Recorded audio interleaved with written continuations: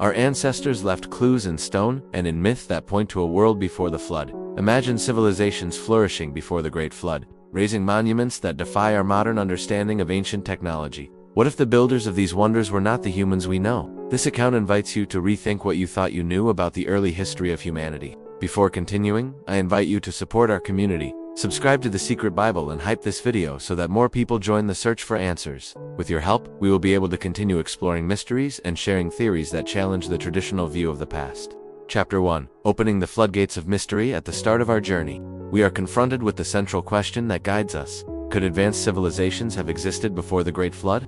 Intuition leads us to answer no, that history as we know it is a continuous line that begins with hunter-gatherer societies and progresses slowly. Yet when we dig into myths, legends, and archaeological finds, we discover that there may be entire chapters lost. This chapter introduces the idea that this is not about unfounded conspiracies, but about a balanced analysis that considers ancient myths, archaeological evidence, and plausible theories. Stories of a global flood are not limited to a single sacred text. They appear in the traditions of Sumerians, Babylonians, Greeks, Maya, Chinese, and peoples of Africa. Could it be that these narratives share a collective memory of a real event? We also quickly review the places we will explore, from the submerged temples of Kambay to the enigmatic Göbekli Tepe, passing by the Cyclopean blocks of Puma Punku and the inexplicable terraces of Baalbek. The diversity of these sites suggests a pattern of knowledge that does not fit with the vision of a primitive world. Chapter 2. Echoes of the Impossible. Architectural anomalies. The megalithic structures that dot different corners of the planet are silent testimony to a remote past.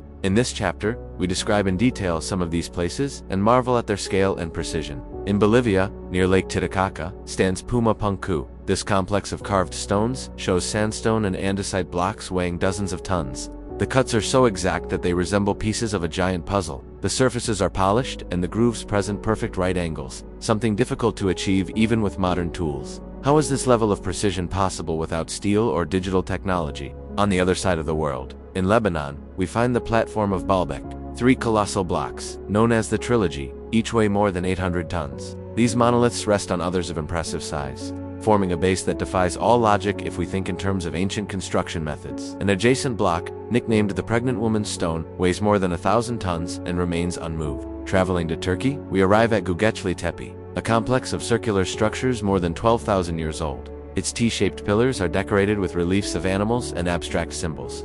The surprising thing is not only the age, but the artistic skill and planning required to erect the rings of perfectly aligned stones. This site questions the idea that agriculture was necessary before the construction of temples, as it seems that religion or symbolism motivated the builders to gather in community and carve these monumental stones. On the Andean plateau of Peru stands Sacsayhuaman, whose wall of fitted stones without mortar displays polygonal blocks with dozens of angles. Each stone fits to the next, as if it were part of a huge sculpture. Local tradition claims that the blocks were softened with plants, or that the gods taught them the secret. These accounts, although considered myths, reflect the astonishment of later generations at such a feat. We also explore lesser-known places like Phnom Madeleine, Micronesia City, built on a lagoon with basalt pillars arranged like bundles of logs, the Hindu temples of Mahabalipuram submerged under the waters, and the Cyclopean gates of Tiahuanaco whose carved motifs resemble star maps. Chapter 3. Wisdom of the Heavens. Astronomy and Alignments. Many of the monuments of the past stand out not only for their architecture, but for their relationship to the skies. In this chapter, we dive into the astronomical knowledge that seems to have guided pre-flood builders. Stonehenge in England aligns with the solstice. The summer sun rises exactly over a distant stone called the heel stone, marking the start of a new cycle. This precision suggests that the ancients observed solar movements systematically. The observatory of Chanquillo in Peru consists of 13 towers situated on a hill. From certain observation points, one can see the sunrise between these towers at different times of the year, marking not just the solstices but also finer divisions of the calendar. Such capability to measure time hints at a society that needed to coordinate agricultural, ceremonial, and perhaps astronomical activities. In Egypt, the pyramids of Giza are oriented with surprising precision to true north. Some researchers have suggested that the pyramids reflect the 3 stars of Orion's belt, and that the internal passages point to stars such as Sirius or the northern stars. This orientation could symbolize the connection between the pharaoh and the gods of the sky, or an advanced knowledge of astronomy that goes back to older traditions. Göbekli Tepe also appears to align with certain constellations and stars. Links have been proposed to the star Deneb and to the constellation Cygnus, as well as to significant astronomical events. Although interpretations vary, it is undeniable that its builders observed the sky carefully and incorporated it into their design.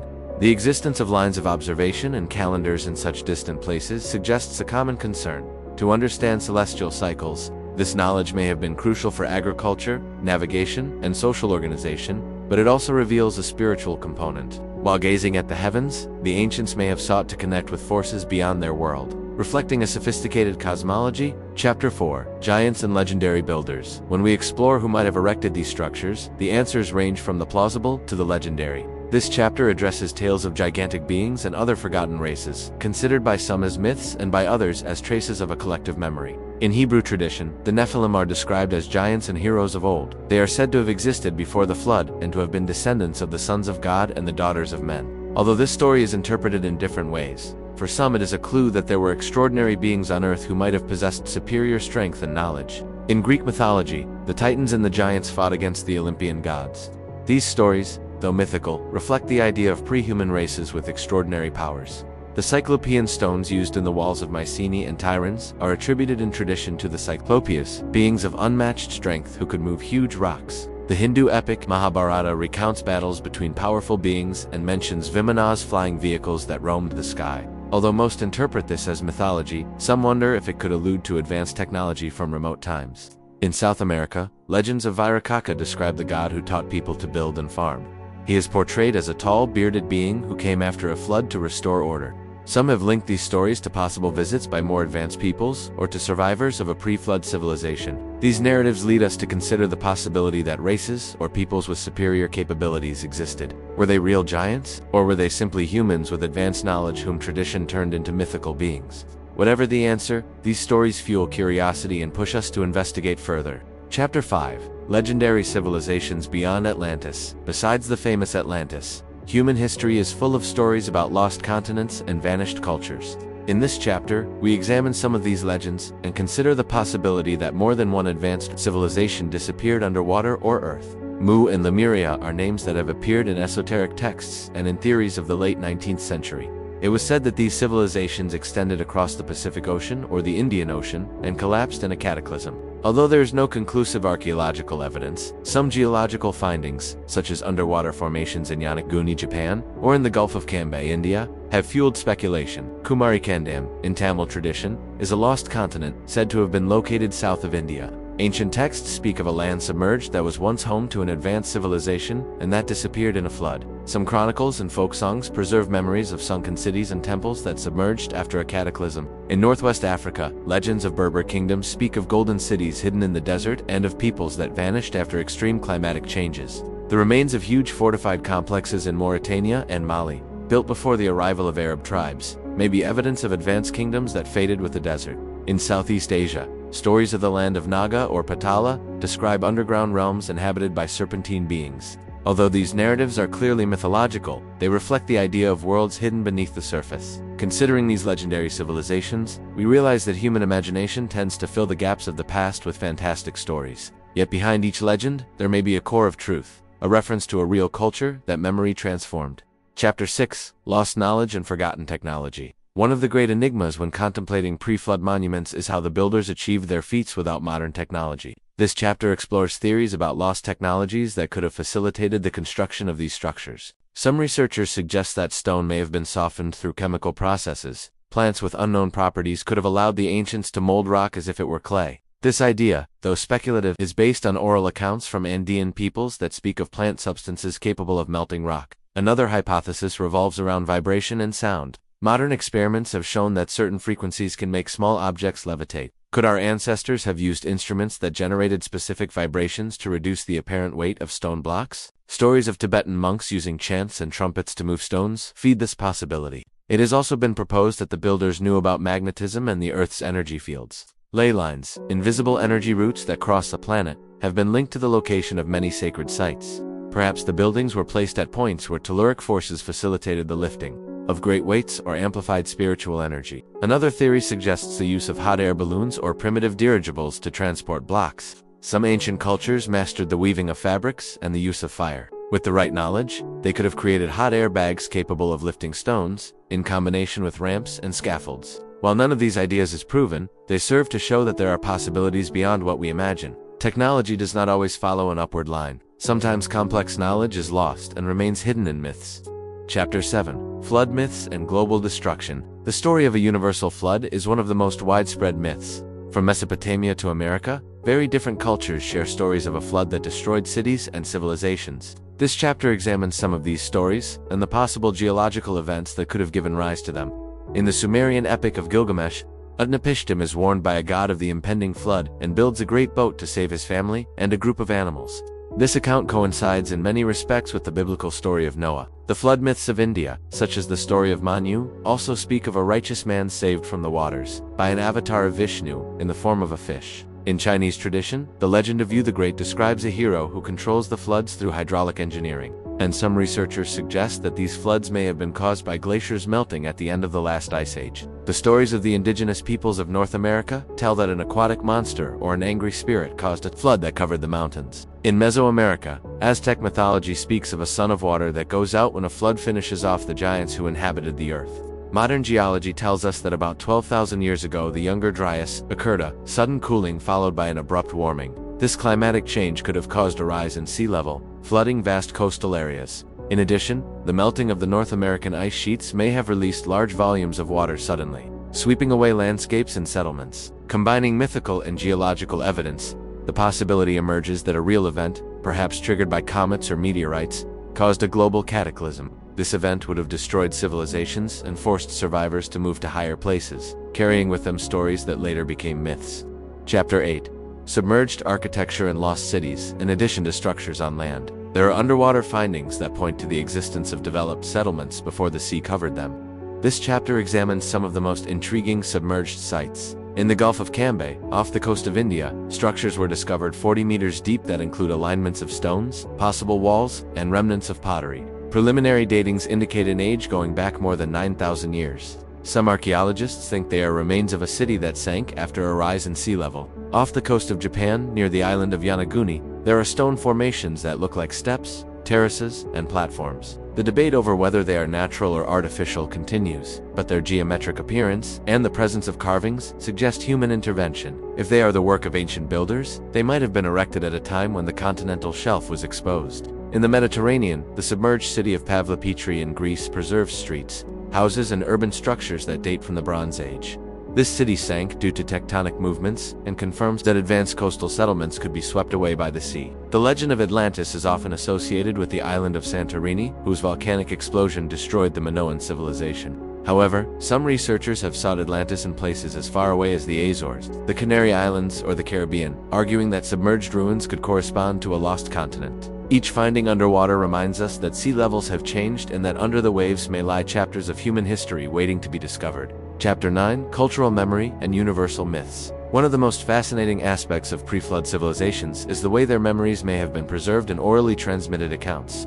This chapter investigates how the memory of a catastrophic event becomes myth, and how different cultures share similar themes. The songs and epics of ancient peoples served several functions: to transmit values, teach moral lessons, and keep alive the memory of fundamental events. When we hear stories of sunken cities or of giants who built walls, we can interpret that these stories contain metaphors and exaggerations, but they also reflect facts transformed by the collective imagination. There is a recurring pattern in many myths: the existence of a golden age, followed by corruption and eventual destruction. In this structure, the advanced civilization collapses due to its own arrogance or due to forces beyond its control, such as the flood. This scheme appears in traditions as diverse as the Greek, the Mesopotamian, the indigenous American, and the Hindu. Stories of heroes or gods who teach humanity after the cataclysm might be interpretations of survivors who carried with them knowledge and skills. Thus, a sage who taught how to till the earth could become a god in the memory of later generations. When we compare legends from different cultures, we find surprising similarities: giant serpents associated with water, trees of life, sacred mountains, golden cities, and bearers of light. These coincidences could indicate a common origin or simply reflect the universality of certain human themes. However, the possibility of a common root remains intriguing, especially if we consider a global cataclysm that scattered the survivors. Chapter 10. Implications and Final Reflections after traversing the monuments. The legends, the hypotheses about technology, and the stories of destruction. We come to the conclusion that the history of humanity is richer and more complex than what textbooks teach us. Pre-flood civilizations, if they existed, compel us to reevaluate our understanding of progress. These stories also raise questions about our identity. If our ancestors faced and survived a cataclysm, what lessons did they leave us about resilience and adaptation? What could the disappearance of an advanced civilization teach us about the limits of knowledge and the importance of harmony with nature? We may never have definitive proof of all these theories, but the simple act of contemplating them drives us to learn, to care for our heritage, and to keep curiosity alive. The monuments of stone are not just remnants of rock, but messages from the past. Their grandeur challenges our imagination and encourages us to think beyond the obvious. The final reflection leads us to look at the sky and the sea with the same admiration as the ancients. Questions about our origin and our destiny remain open. Each archaeological discovery, each compared myth, each stone lifted is an invitation to continue exploring. Conclusion. Call to action at the end of this journey through antediluvian civilizations and their enigmatic architects. We realize that the search for truth is a never-ending path. We may never know for certain who built the oldest monuments or what knowledge they possessed. But by questioning official narratives, we broaden our horizons. To continue unraveling the secrets of the past, we need your support. Subscribe to The Secret Bible and hype this video. Your participation allows us to keep producing content that challenges conventional stories and brings us closer to a deeper understanding of our heritage. We invite you to share your ideas and theories in the comments. What do you think about pre-flood civilizations? Do you believe that an advanced culture existed that was lost forever? Share your perspective and let us continue exploring together. The mystery of the antediluvian architects lives on, and each of us can contribute a piece to the puzzle. Chapter 11, Mathematics and Sacred Geometry. When we analyze the works of our ancestors, we cannot overlook the mathematical precision they contain. This chapter explores the relationship between pre-flood constructions and the principles of sacred geometry. Much has been said about the golden ratio, a numerical relationship that appears in nature in the shells of nautiluses, in the arrangement of petals, and in the shape of the human body. Many ancient edifices show proportions that approach this ratio. For example, it has been suggested that the dimensions of some pyramids reflect the value of pi and the golden ratio. This coincidence could be the result of chance or of a conscious knowledge of these numbers. Moreover, the geometry of the forms used shows a deep understanding of symmetry and the properties of solids. The temples of Egypt, with their lotus and papyrus columns, follow repetitive geometric patterns that are not merely decorative. They are believed to reflect the harmony of the cosmos. In the Americas, the designs in Nazca include giant animals and perfect geometric figures drawn in the desert. Their scale and precision suggest that those who designed them had an understanding of perspective and geometry applied over great distances. We also find evidence of advanced numerical knowledge in Sumerian tablets. The sexagesimal system, based on multiples of 60, was ideal for astronomical and calendrical calculations. This system facilitates division by many numbers and relates to the degrees of a circle and to time. The application of sacred geometry was not limited to architecture. It is reflected in the layout of cities, in the planning of roads, and in the location of monuments in relation to celestial bodies. Some sites appear to be aligned with each other along straight lines that span hundreds or thousands of kilometers. These alignments could be coincidences or could indicate a coordinated effort to map the planet using geometric principles. The idea that our ancestors mastered complex mathematical concepts and applied them to their constructions challenges the notion of an ignorant antiquity. It suggests that mathematics was not a late discovery but an ancient and sacred language that connected humanity with the universe. Chapter 12, Hydraulic Engineering and Advanced Agriculture. The survival and flourishing of a civilization depend on its ability to manage water and cultivate food sustainably. In this chapter we examine the hydraulic and agricultural systems that may have existed before the flood, and that show a surprising level of sophistication. In Mesopotamia, a complex network of canals and dikes was developed to control the floods of the Tigris and the Euphrates. These hydraulic works allowed the swamp to be transformed into fertile fields and sustain dense populations.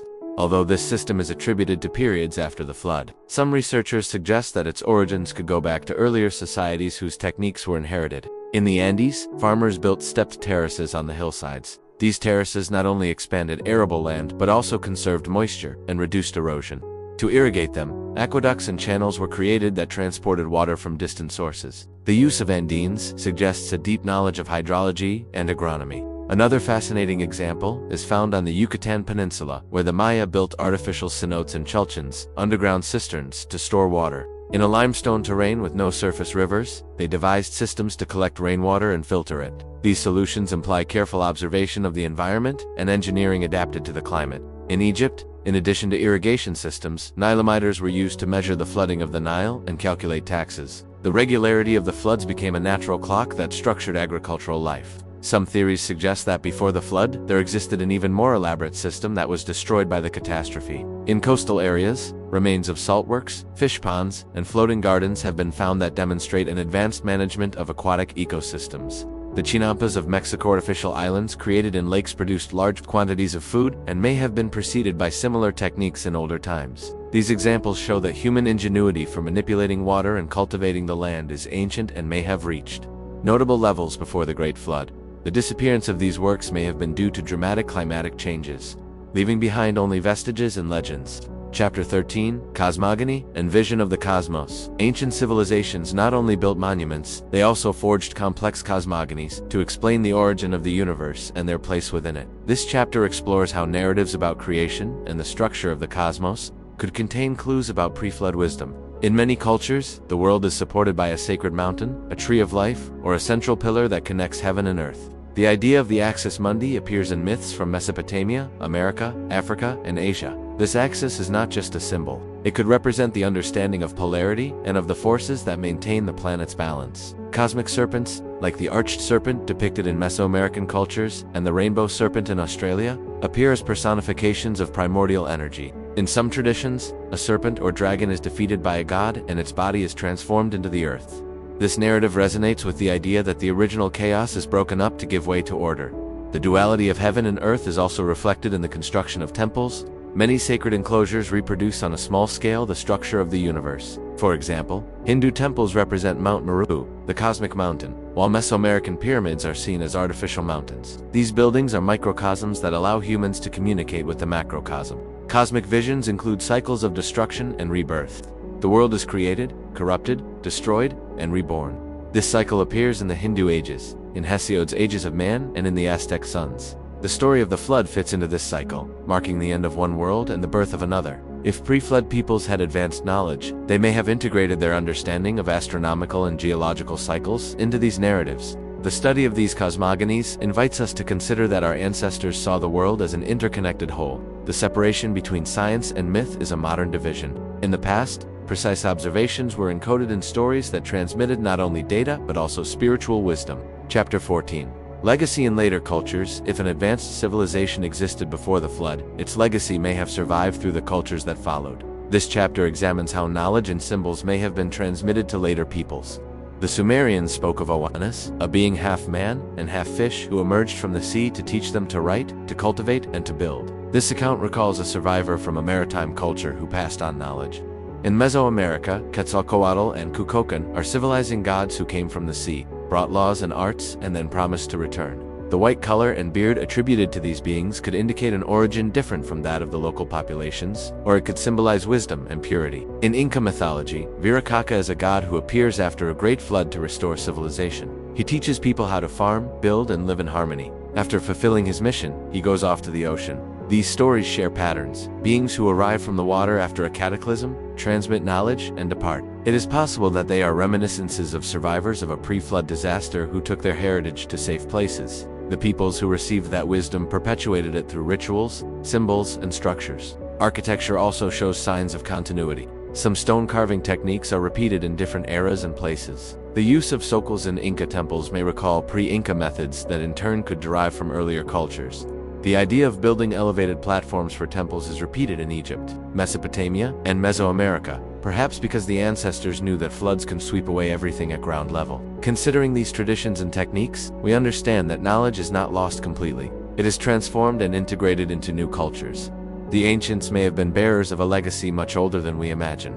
Chapter 15. Modern Interpretations and Controversies. Talking about pre-flood civilizations provokes debate. This chapter addresses the different interpretations and the controversies that arise when analyzing these topics. Mainstream archaeologists hold that humanity has progressed gradually from hunter-gatherer societies to complex cities. For them, the monuments are explained by human ingenuity, community work, and simple but effective tools. The precision observed is attributed to patience and the accumulation of experience over generations. However, there is a sector of alternative researchers who argue that some monuments are too precise or too ancient to fit into this narrative. They point to evidence, they consider anomalies, datings that suggest an age older than accepted, tools that leave no compatible marks, or mythological descriptions that seem too detailed to be invented. Among these researchers are those who propose that beings from other worlds visited the Earth and shared technology. Others believe that there existed a global civilization based on energetic and spiritual knowledge that was lost after the cataclysm. There are also those who suggest that our ancestors had more developed psychic abilities or matter manipulation skills unknown to us. The debate intensifies when theories are mixed with fragmentary evidence. Some critics point out that the proofs presented by alternative theorists are selective or misinterpreted. For their part, critics of the official history point to a resistance to reviewing paradigms and to the influence of academic interests. The truth is that the search for truth requires an open mind and balanced skepticism. It is necessary to analyze each piece of evidence rigorously, to accept when a conventional explanation is sufficient, and also to be willing to consider new possibilities when the evidence suggests it. Science advances by questioning its own foundations, and the study of pre-flood civilizations should not be an exception. Chapter 16: Reflections for the Future and the Legacy of Pre-Flood Civilizations. When contemplating the distant past, we inevitably think about the future. This chapter reflects on the lessons that possible pre-flood civilizations could offer us in times of climate change and global challenges. If we accept that advanced cultures existed and disappeared because of a natural or man-made cataclysm, we are faced with a reminder of the fragility of civilization. Changes in climate, volcanic activity, or the impact of celestial bodies can drastically transform the planet. This forces us to consider our own preparedness and resilience. The hydraulic and agricultural works of our ancestors show a deep respect for nature. Their terraces, canals, and floating gardens were adapted to local ecosystems, taking advantage of their characteristics without destroying them. This harmony contrasts with modern practices that degrade soil and water. From them we can learn to develop technologies that integrate with the environment rather than exploit it. The flood narratives remind us of the importance of preserving knowledge. Many stories talk about righteous people who preserve seeds, animals, and knowledge to rebuild society after the disaster. Today, the preservation of biodiversity and traditional knowledge is crucial to facing future crises. Finally, by exploring the possibility that advanced civilizations existed before the flood, we realize that our view of history is constantly being revised. Each archaeological finding and each interpretation of a myth broadens our horizon. Curiosity and humility are essential. The first drives us to discover, the second reminds us that our knowledge is limited. Just as those cultures looked to the sky and built monuments to connect with higher forces, we too can find inspiration in their legacy to raise ourselves up. The search for the antediluvian architects is not just an intellectual exercise, but an invitation to reflect on our place in history and our duty to care for the legacy we will leave to those who come after us.